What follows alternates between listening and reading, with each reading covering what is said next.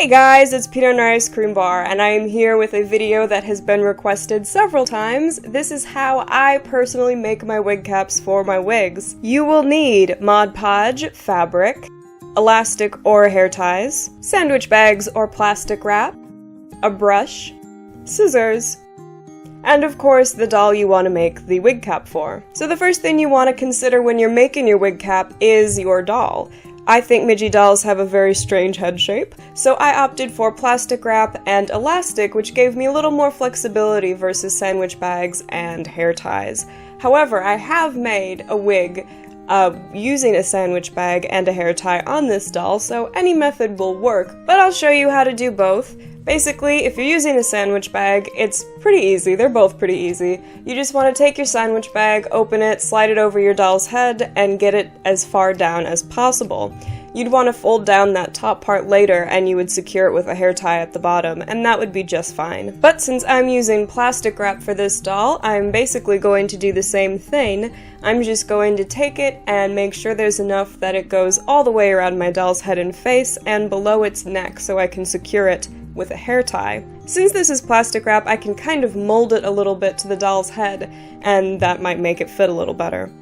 So now I'm just putting on a hair tie, I'm double knotting it, trying to be careful, making sure that the plastic wrap or the sandwich bag, whatever you choose to use, is nice and secure. And I like using hair ties because they're really cheap, they're easy to find. Next, I'm going to take my fabric. I've chosen a fabric that's similar in tone to my doll's skin color. That's just because if part of the wig cap ends up showing through, it'll look a little bit more natural than choosing, say, a white or a black. And if you wanted to try and make a wig that had scalp visible, this would be a lot better of a choice.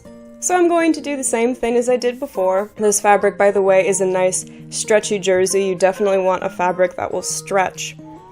But I'm going to take it, I'm going to make sure the fabric falls down below the doll's neck, and I'm going to just take another hair tie and secure it with that hair tie. So now that it's double knotted, I'm just going to spend some time rearranging the fabric, trying to get as many of the folds out as possible. So you can see the folds in the back there.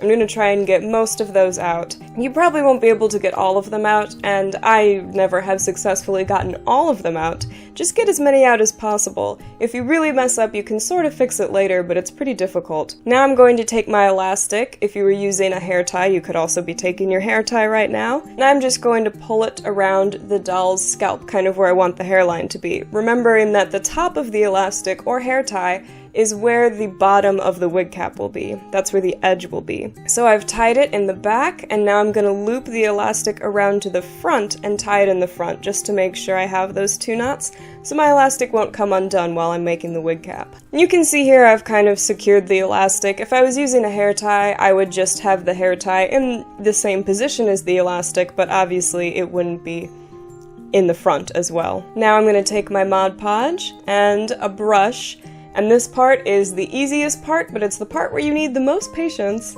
I am going to slowly paint thin layers on the fabric. I would say I usually do between 5 to 7 layers of Mod Podge, and they're thin layers, but they do take a while to dry, and you want to make sure that it's dry enough, like you need to make sure it's not tacky, that it doesn't feel hot or cold, that means it's still drying.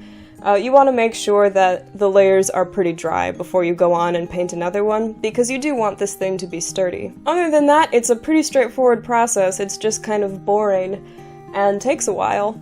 I also like to let my wig caps dry overnight, just so I know 100% that when I start working on them the next day, they will be nice and stiff. Just quickly going back to what I said earlier about the folds. You probably won't get all the folds out, but you can see here how I have a lot of them in the front by the face where the wig cap won't be.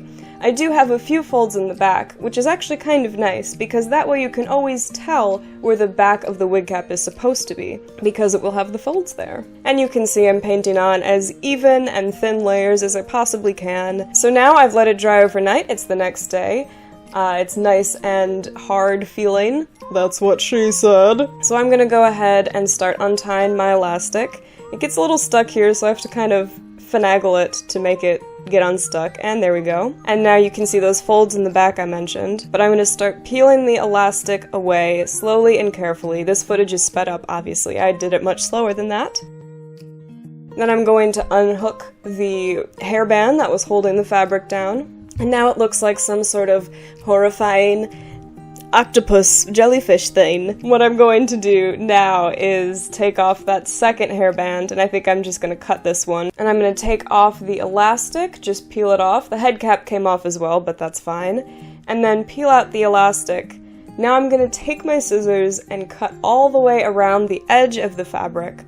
This way, I'm cutting off everything that doesn't have glue on it. And you can see when it's done, it almost looks like a silicone wig cap. It's pretty see-through. It's still pliable. You can see it moving in my hand, but you see how snugly that fits? Very snug. Snug as a bug in a rug. Now you can see, possibly, there's some parts where there's a little bit of gapping. That actually helps to keep the wig able to come off and on, but if you really hate it or if you have a lot of gapping, you can actually make a cut, pull the sides together, and put on another couple layers of Mod Podge. You just don't want to do that too much because then you're actually damaging the shape of the wig cap and it might fit even worse. So, try to just get all the folds out in the beginning. Anyway, that's pretty much everything. I hope this was in-depth enough for you. I hope it was informative. At this point, you could cut the wig cap into any sort of hairline shape you wanted and then start gluing on your hair. It's a simple process. It just takes a lot of patience because it's very slow. But there you have it. No-sew method. I hope you guys enjoyed watching, and, you know, if you really like these kinds of videos, or if you thought this really helped you for your future projects, consider supporting me on Patreon or subscribing to my channel. It's definitely support from you guys that makes these videos possible, so thank you so much for watching, and I will see all of you soon. Thanks! Bye!